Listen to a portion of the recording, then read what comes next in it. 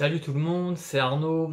Aujourd'hui, je vais vous faire une petite vidéo pour vous montrer un peu comment on peut, avec les recherches avancées de Google, trouver des résultats vraiment intéressants, des documents très intéressants pour différents types de recherches. Et par exemple, aujourd'hui, je voulais vous parler d'une recherche, je vais faire un focus sur ce qui se passe en ce moment avec le coronavirus et les fameuses rumeurs de fuite d'un laboratoire.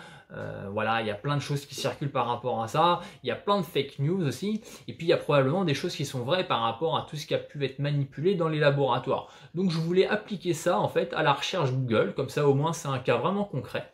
Et je vais vous montrer comment rechercher des documents PDF qui parlent uniquement de ça, et qui sont des documents vraiment crédibles, donc vraiment pas de la fake news, et qui sont donc complètement indépendants de l'actualité du moment, c'est-à-dire des documents qui remontent à il y a plusieurs mois, voire plusieurs années. On va commencer par une recherche en tapant file type PDF pour rechercher que des documents PDF.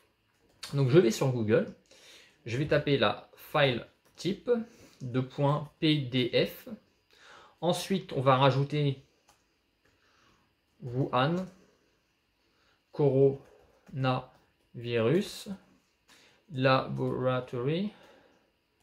Voilà, je recherche en anglais pour avoir plus de résultats. On va déjà lancer la recherche comme ça.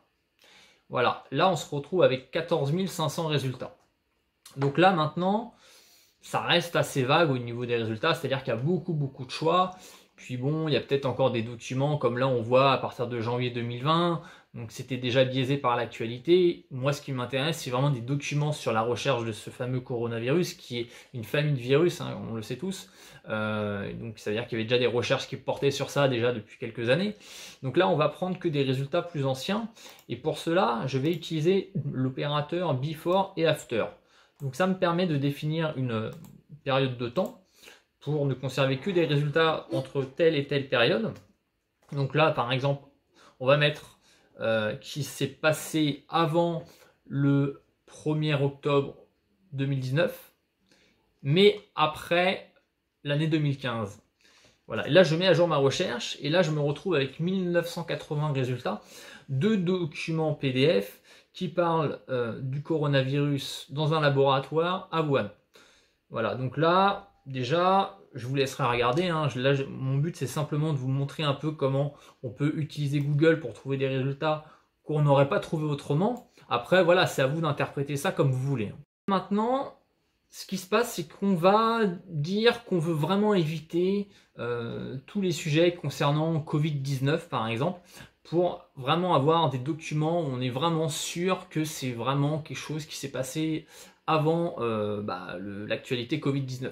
Donc là, je rajoute dans la recherche, on va le mettre à la suite par exemple, je rajoute moins entre guillemets Covid. Voilà. Maintenant, ça me permet en fait, si je regarde dans la page, ça me permet d'éviter de retrouver des résultats qui parlent de Covid-19 dans mes résultats. Ensuite, imaginons qu'on veut vraiment avoir que des documents qui ont été publiés sur le site d'un gouvernement. Alors là, ce que je vais pouvoir faire, c'est rajouter uniquement des pages, des documents PDF qui viennent d'un site de gouvernement. Donc pour cela, je rajoute site de point, astérisque, .gouv, et je ferme les guillemets. Je rentre. Voilà. Là, en fait, ça me permet de trouver, comme vous pouvez voir, uniquement des documents PDF qui sont hébergés sur des sites web .gouv. Voilà. Ensuite, à vous d'affiner comme vous voulez. Par exemple, si vous voulez rajouter le mot leak pour fuite, puisqu'il y a des rumeurs comme quoi ça a fuité depuis un laboratoire, vous rajoutez leak. Et là, on regarde ce qu'il y a. Et là, on se rend compte qu'effectivement, il y avait déjà des documents qui parlait d'un risque potentiel de fuite d'un laboratoire, expliquant que des mesures sont mises en place pour éviter ce genre de choses. Mais c'est intéressant de voir déjà à quel point le sujet était appréhendé avant l'actualité d'aujourd'hui.